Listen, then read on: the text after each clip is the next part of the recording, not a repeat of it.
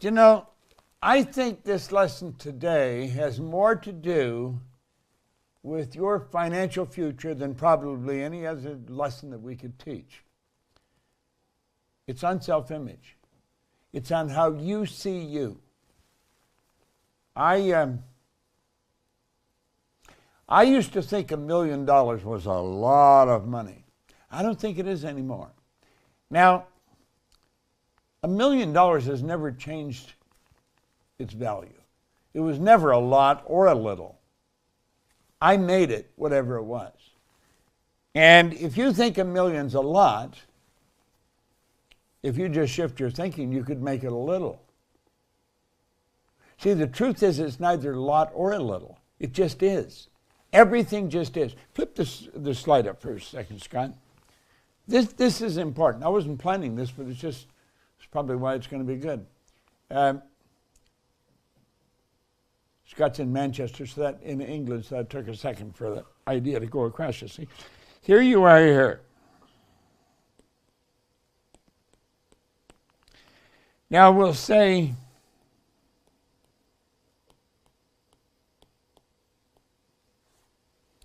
$1 million.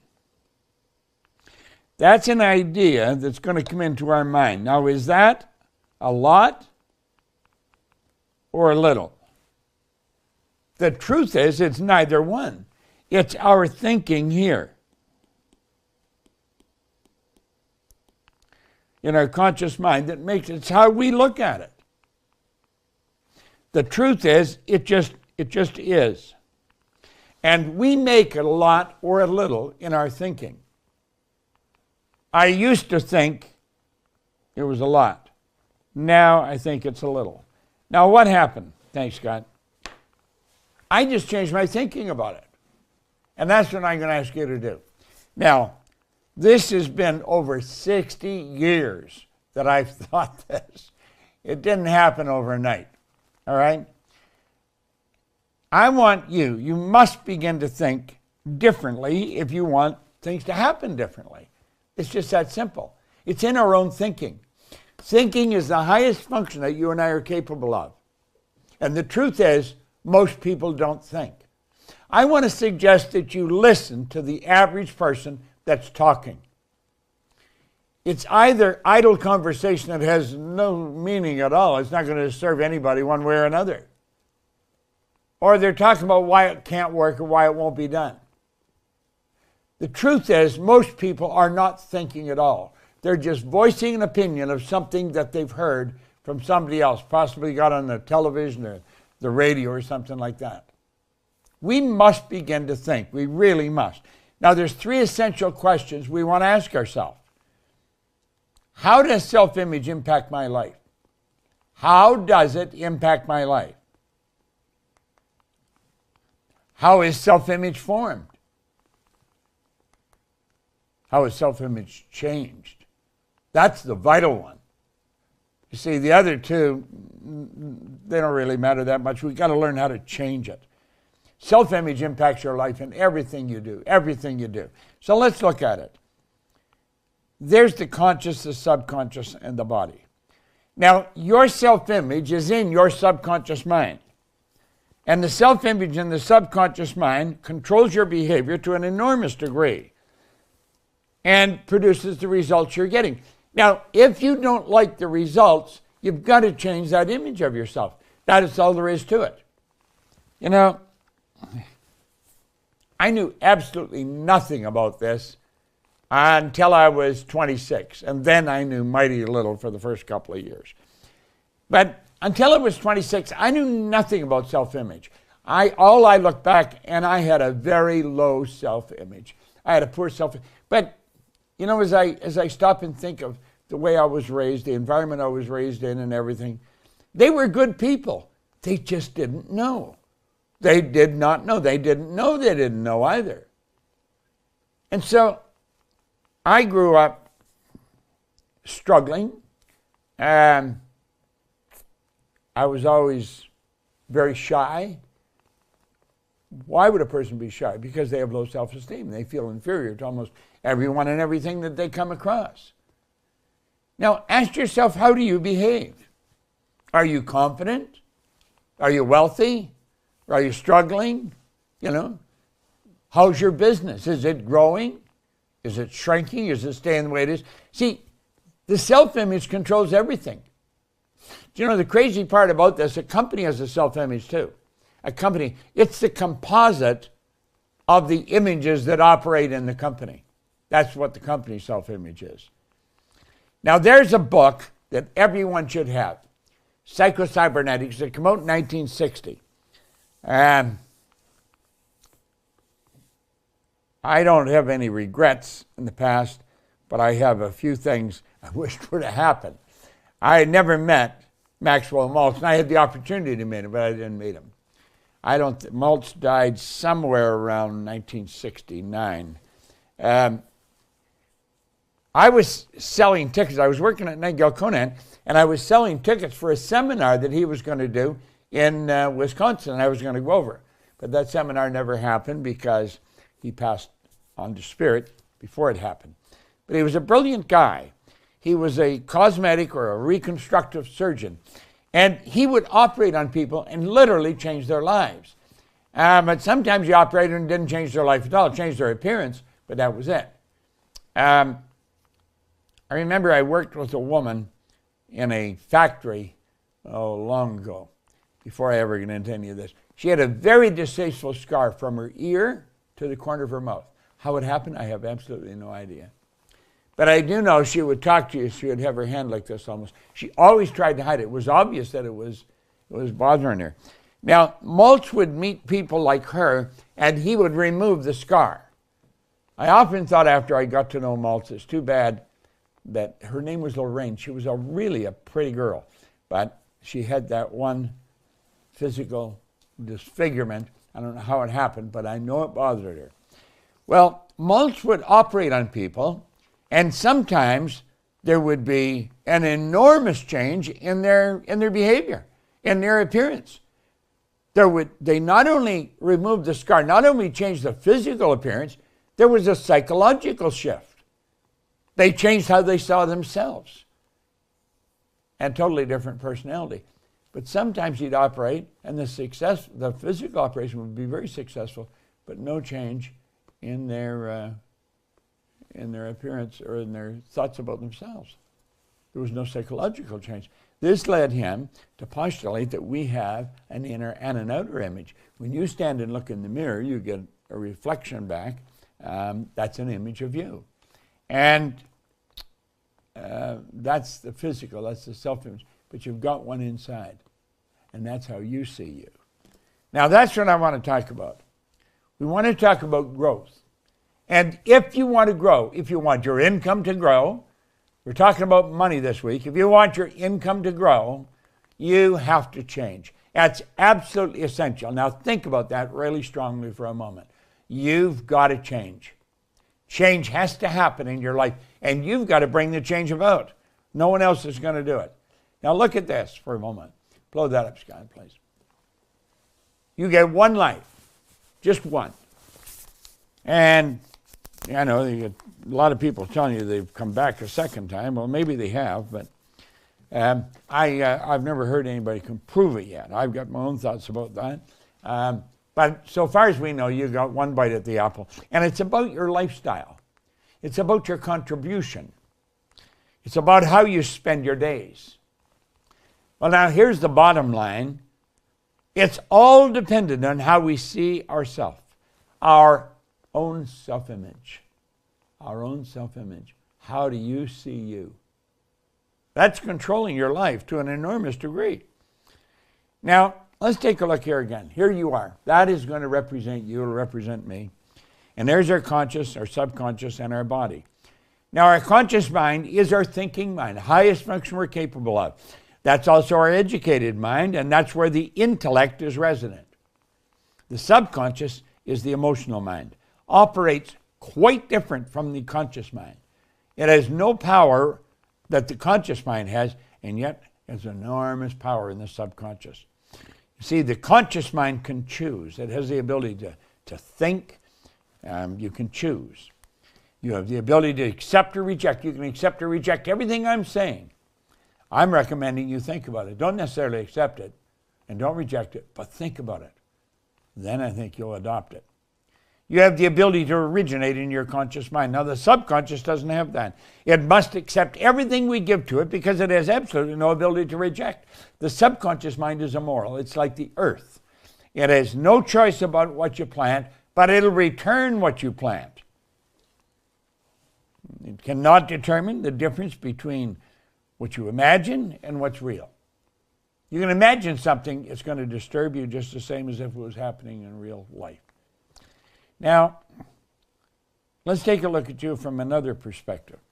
You're a mass of energy and you function on frequencies.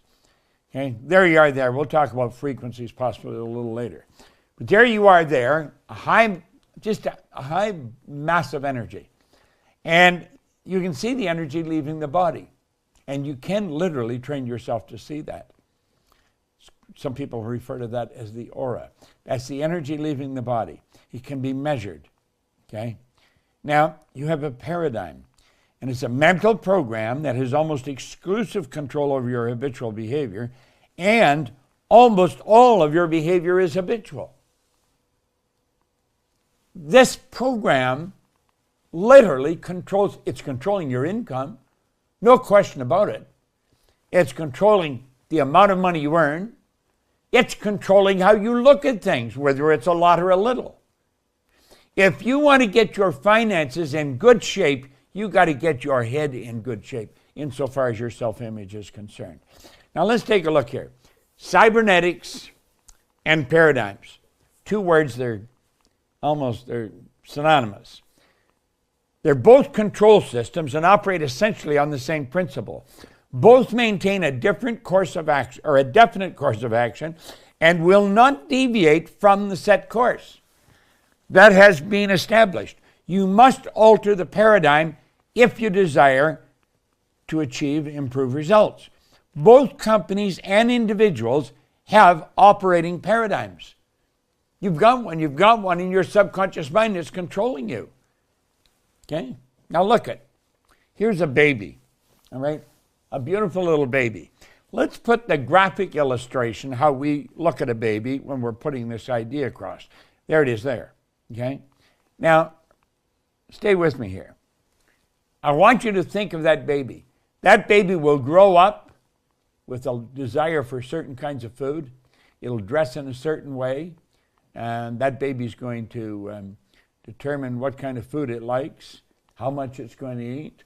It determines what they think about money. It controls everything. And that image that the baby holds about all these things is formed in their little life.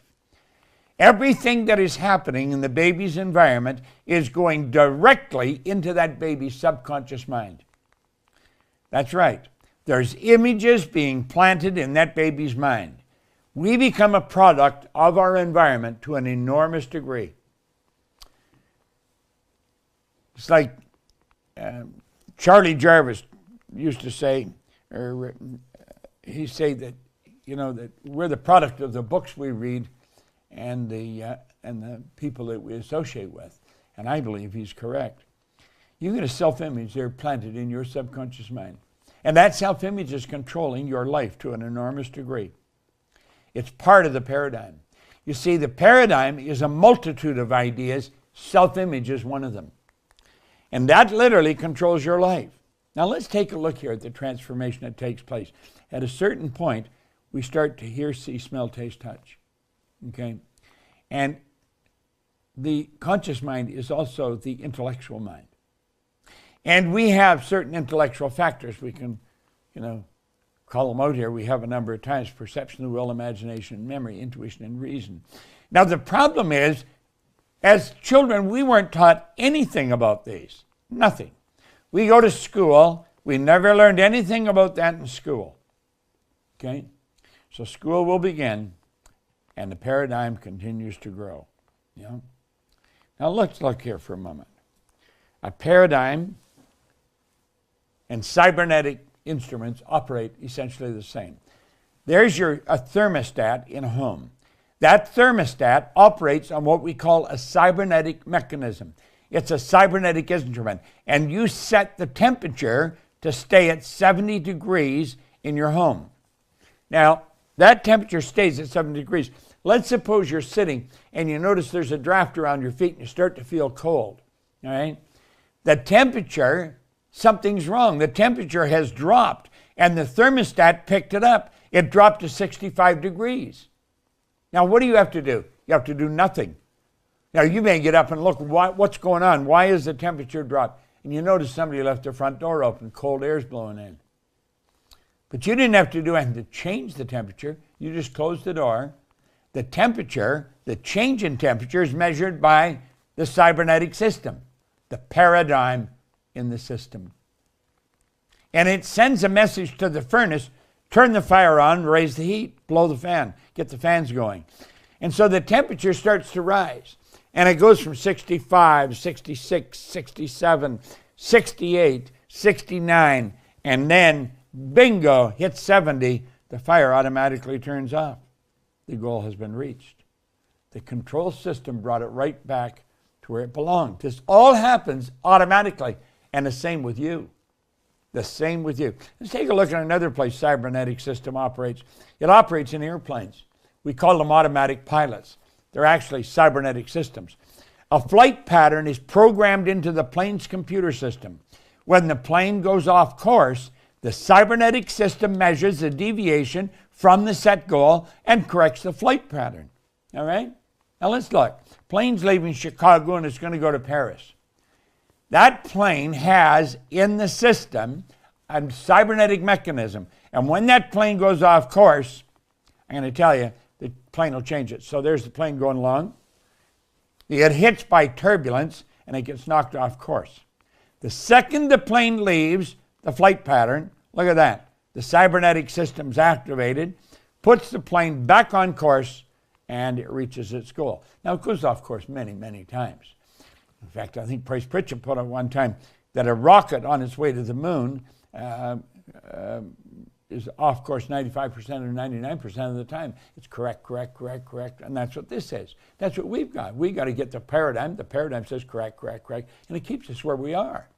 Could be in a bad spot. And if we start to get in a good spot, correct, go back to the bad spot. That's the way it works. Now look here. The self-image is a cybernetic mechanism. That's exactly what it is. And let's take a look how it works. Okay? You have a self-image here, and it's controlling your behavior. Now, your self-image may say, you're overweight. I'm overweight. I'm fat. I'm too fat. I'm too heavy. And every now and then the person gets tired of looking at themselves overweight, so they say, I'm going to go on a diet. I'm going to lose weight. Now, what they should be saying is, I'm going to change my self-image, but they don't even know that. They think, I'm going to go on a diet. That's the trick. So they go on a diet, and look at, they lose the weight. They lose the weight. But like the room temperature, hit back the goal, and they think, we better correct this thing. Well, here the self-image is looking, and this person's off course. They're off course. They're losing weight. When a person who is overweight goes on a diet without altering their self-image, any weight loss will be temporary. The self-image, being a cybernetic instrument, measures the deviation from the set goal and immediately corrects course. The weight that was lost is found. And boom, boom, boom, boom, and they go back and they put it back on. Now, they usually put on about 5 pounds more than they took off. But at any rate, that was the self-image doing that. You see? They never changed the self-image. Now, let's take a look at another situation, okay? Here's another situation. Self-image, okay. This is a student in school. And the child's marks are not good. I mean, they're failing. And so when they bring the report card home, the parent, they land on the kid, and he's grounded. The child's grounded and made to study, okay? And because they're studying, and they have tests every now and then in school, the marks go up, and the parents are told by the teacher, the kid's doing okay, things are changed. But nobody ever suggested that the child change the image of himself. The teacher didn't suggest it, the parent didn't suggest it, and the kid doesn't know. Now that self-image should have been changed. When a person is receiving poor grades in school, it's an expression of the self-image that they're holding. The person believes that they're not very bright. They, of course, receive a report card that reflects their poor self-image. Now, the parent makes the child give up recreational activities and study. The grades improve, but the improvement's temporary. That child has never changed his self-image. And so, bang, bang, they're back on course and they get the same grades. Now, I lived like that when I was a kid in school. I don't know about you. I was never overweight. I was the other way. I was too thin. God, I couldn't put on weight.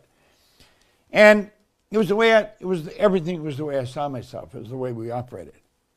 Now, ask yourself, how many people do you know that fall into this trap? There are just all kinds of them. Look here. There's the person with the sensory factors.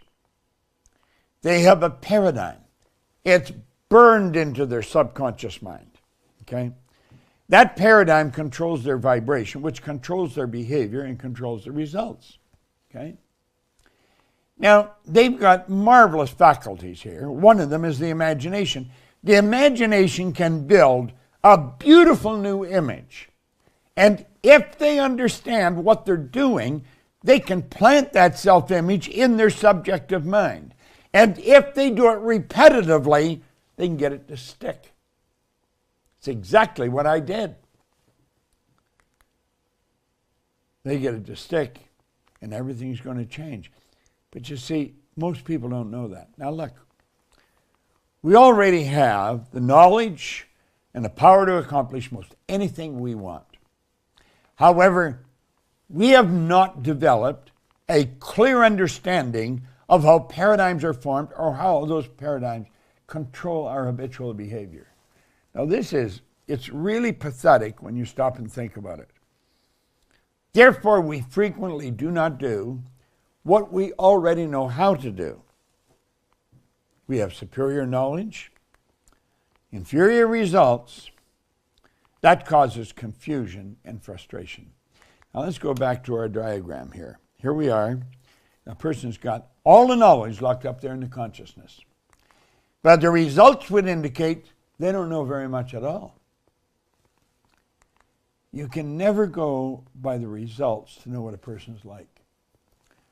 All your results will tell you what they think they're like, but it doesn't tell you what they're really like. If they knew what they were really like, everything would change and change so dramatically. You see, if that person wants to enjoy a better life, they've got to change the results. And they not only have to change the results, they've got to make definite change in the paradigm.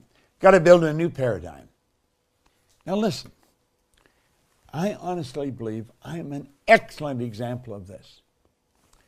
And I often talk about Mikey. Mikey is an excellent example of this. When I first was given this book, I was one sad sucker, I'll tell you. I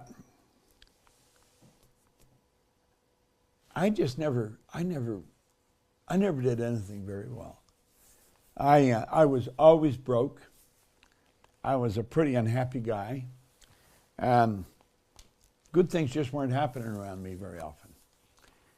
I had very low self-esteem. And when Ray said, you can have anything you want, you can imagine where that resonated in my head. See, I didn't have any self-recognition for that. I didn't believe that. But you know something? I was awake enough to realize he believed it. When Mikey came around our company, she was Mikey Euler. She was a nanny for a couple looking after their kids. And she started to do work with somebody that was doing work for us. And they treated her terribly. And through a series of situations, Mikey ended up coming to work with our company. Today, she's our chief operating officer. She's also our marketing director. She's the voice of us when you come on. That's Mikey. And now she's Mikey Steller. She has a husband who's a pretty bright guy. She has 2 little kids. Beautiful, absolutely beautiful kids. And she is a very, very, very effective human being. I can see myself in Mikey because I changed like she did. And she's had an enormous change. When these things happen, people usually notice it, but they never say, how did it happen? And sometimes a person doesn't even know how it happened. I didn't know how it happened. I didn't understand this when it was happening. But you see, I did make a decision, and if you're going to change, you're going to make it. And it's got to be a committed decision. If you don't make a committed decision, it's not worth much. Then you have to apply discipline to your life. Now, I never had much discipline. I was in the Navy. They talked about discipline. Their discipline was a form of punishment. I mean, they really worked you over if you were a bad boy, I'll tell you. Well, discipline is the ability to give yourself a command and then follow it. Okay? Here's how it happens.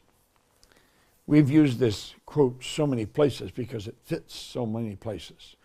He said, you never change things by fighting existing reality. To change something, you got to build a new model that makes the existing model obsolete. In other words, you're going to be the container of the model. The model is an image in your mind. And you're going to build a brand new picture of yourself that makes the old picture go away. Okay? Now, I like the way Hunt put it. Decide what you want. Decide what you're prepared to give up to get it. Set your mind to it and get on with the work. God, that is so good. Okay? Now look at. There's the mind and the subconscious and the body. There you are again, your self-image. It controls your actions, which produces the results. So let's take a look here. Here's our mind. You cannot see this too often. You got to burn it in. When I look at you, this is what I see. Conscious, subconscious, and the body. Now you have all these sensory factors, and to an enormous degree, all the information we get that changes our life comes through those senses. We let the outside world control us to an enormous degree. Now we know the conscious mind is also the intellectual mind. And let's take a look at those intellectual factors again. Okay? Because they are what you use to change what's going on in the emotional mind or the paradigm. You've got perception, the will, imagination, memory, intuition, and reason. Now, these are what you use to change the paradigm. But we know nothing about how to use them, and it's unfortunate. They're all sitting right in our conscious mind. That is what separates us from all of the rest of the animal kingdom.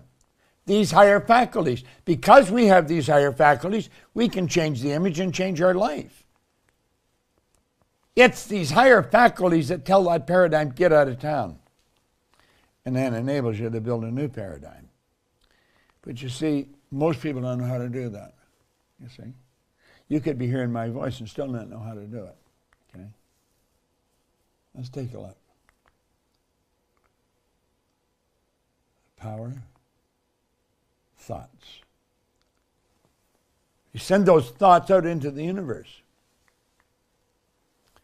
And then we also turn them over to our subconscious mind, and we send the feeling, because that was the vibration, off into the universe. And those feelings are expressed with and through the physical body, so it causes the body to change in its vibration. It causes the actions to change. Now, most people, I'm going to ask you, check with some people today, ask them what attitude is. Ask them if they can describe attitude. Most people are at a loss to describe attitude. Now look here for a moment. 1, 2, 3. That produces the results. That's the attitude. The attitude is your position or bearing as indicating thoughts, feelings, and actions. It's not your thoughts, it's not your feelings, it's a composite of all three. That's what attitude is. And most people don't understand that. When they have a bad attitude, they're just going to get bad results. It's common. Okay? So let's keep going. Here's the vibration caused by the paradigm. Now, your imagination gives you the ability to build a brand new idea, create a new mindset. And you can impress that new mindset upon the subjective mind. And when you do, if you do it, and you keep doing it for about 30 days, you're going to change your life. Because it changes the vibration the second you do it, which changes the result. Okay? So let's suppose we built this image.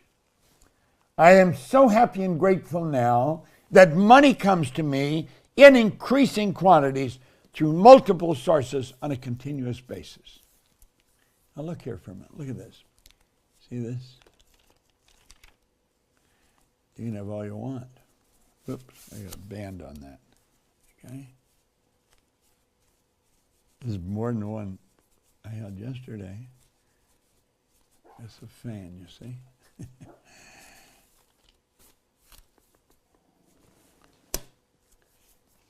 I just hold that up because at one time I never even saw that much money. You can have that, and you can attract it to you.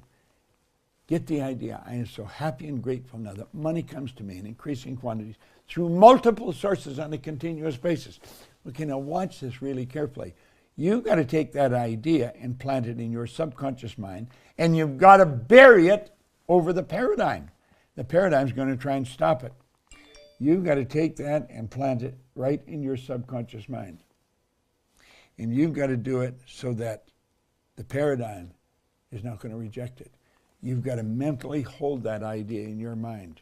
That's what changes your vibration. When your vibration changes, the lights go on and everything seems to change. You're living in a totally different world. A totally different world. Everyone can do this. Now this seems so simple. It seems, well, it just seems like it's fantasy, like it won't work. Understand, everything starts in fantasy. The building that you're sitting in at one time was nothing but a fantasy in somebody's mind. We're capable of changing everything and changing anything. Do that for 30 days. Look at, take this and do it for 30 days. Just keep planting that idea in your mind for 30 days.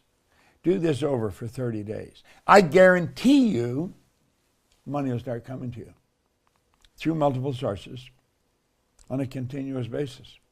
It's beautiful how it happens. It really is. Now you've got to take conscious control over yourself. You've got to take control of what's going on in the subconscious mind. You've got to change the vibration you're in. When you do all these things, everything starts to happen. Now let's take a look at how it happens. It starts in the heart. Listen, the heart is where everything starts with you. Your spiritual DNA is perfect. There's perfection in you. That's why Solomon said, in all your thinking, get understanding. Start to understand. He says, it's as a person thinketh in their heart, so are they. The heart's in the subjective mind. Now watch. Just keep your eye on this. Your heart is trying to tell you, grow, because the spirit within you wants to express itself in a greater way. That spirit is always saying, grow. That's why we're never satisfied. See, my grandma told me when I was a little boy, you should be satisfied. Grandma was wrong. Now, she was an angel of God, but she was wrong. You should never be satisfied. See, dissatisfaction is a creative state. Dissatisfaction comes from the spiritual essence of who we are. Spirit's always for expansion and fuller expression. It's forever attempting to express itself in a greater way. So it's the want in the heart. Now look carefully. It's the want inside seeking expression outside. But it's got to go through. It's got to, the conscious has to take it. So the imagination takes that idea and builds the want. Now here's the bizarre part. You went to spirit to get it, okay, and you built it. Now you turn it back over to spirit, and through the reciprocal law of spirit, it gives it back to you in physical form. You plant the want, and it turns into desire as you feed it. And desire is the effort of the unexpressed possibility within, seeking expression without through your action. So its action causes a reaction, and that changes the conditions, the circumstance, and environment in your life. Or you could add it all together and say that changes your results. You see, I keep telling you the same thing over and over again. Now let's look at it this way. Control the flow of thought energy. Let it flow freely to and through you, improving everything with which it connects. Look at you're an instrument through which thought energy is always flowing. It never stops. It's flowing to and through us. It's the nature of our being. It's flowing to and through us. So watch carefully now and pay attention. That thought energy is in you. It is you. You are a massive energy. You see, the thought energy we talk about, it's made you. Your body's nothing but a massive energy. That's what it is. But it's got programs in it. Now let's take a look. A frequency is a level of vibration. Okay? That's what a frequency is. It's a level of vibration. Look here for a moment. See this phone? It operates on a frequency. It is. This phone is online right now. This phone is hooked up to a phone in Manchester, England. There's no wires on this thing. It's sitting here on my desk. But Scott Edwards is in Manchester in England, and he's hearing everything I'm saying, and he's controlling this entire studio. This studio it's a television station. We built our own television station. We can broadcast all over the world. You want to stay tuned into us because we're going to send you phenomenal information. We encouraged you to get other people to tune in here. Our objective is to change everything in the world. I believe we can do it. A small group of people have always done it in the past. Why couldn't we do it now? Get your friends, plug in, get them to plug in. They can listen to everything that's going on all week. It's all recorded, and we'll leave it up for them to hear. So get on the phone, tell them to get in here. Now look at this again. Watch. That frequency, that is a level of vibration. That's what it is. This phone operates on a frequency. Now because Scott Edwards is on the same frequency as I'm on, we can talk. Now look at. There's an infinite number of frequencies. There's no end to them. Break here for a second and look at this phone. When I was a kid, we did not have a phone. We never had a phone in our house until I was probably around 15. And that was because for two reasons. One, we didn't have very much money. And number two, you couldn't get one anyway. And when we did get one, it was a party line. There was about 100 people on the same frequency. So when you started talk got fitting because people would pick up their phone and listen to you. There's an infinite number of frequencies today. There was then, but we weren't aware of that. Yet because we weren't aware, we couldn't utilize it. But as we developed a greater awareness, we realized that's all there is energy, and it operates on frequency. Energy operates on frequencies. Now look at every frequency is hooked up to the one above and the one below. Every frequency is hooked up to the one above and the one below. Now, if you study this long enough, you're going to realize that means everything in this universe is connected. I'm connected to the chairs here in this studio that I'm in. Now, it all operates on frequency. I operate. This body that I'm in is a massive energy. It's my consciousness that dictates what frequency I'm on. When you're on the frequency with another person, you communicate very well with them. Now come back here and look. Every frequency is hooked up to the one above and the one below. Now this is where Einstein put it very well. He said the intuitive mind is a sacred gift. The rational mind is a faithful servant. We've created a society that honors the servant and has forgotten the gift. We don't use all these higher faculties. Why wouldn't we do that? Because we're not aware of it. And if you're not aware, you're not going to use it. How much do you know about this? Stay with me. Look here. Keep looking. Now look at this very carefully. Let that X represent where you are in your life. Now come back for a moment, Scott. Let's take this. Here's this money. Where do you stand when it comes to money? Where do you stand? Ask yourself, where do I stand? Now look at that X again. Come back. That X represents where you are, okay? Take an honest look at where you are in your life, and you can see how you got there. You can actually see how you got there. You see, there's frequencies. Each one of these frequencies is a level of vibration, and we can go back, to the time we were kids, and I can see I was on a very low frequency. I must have been on a low frequency. I didn't have very much of anything. Now, look at the X where you are. Now look at this. We'll say, that's really where I want to go. That other X out there, but it's out there, and I don't even know how to get there. It's way out there. That's the thoughts that we have, the beautiful dreams. And we let them go, and then we just let them fade. Well, I'm going to say, don't let that sucker fade. Bring it back, and look at it. And let's understand that X represents a frequency. When we go there, we actually went to where that is. This is real. This is not kids' play. You can mentally go there, and when you do, you're already there. Then stay there, and you'll attract it. The moment your belief matches with any state, you fuse with it. See, you go back there, and you believe it, you fuse with that. The second your belief matches with any state, you fuse with it. This union results in the activation and projection of its plots, plans, conditions, and circumstance. This new state of conscious awareness becomes your home from which you view the world.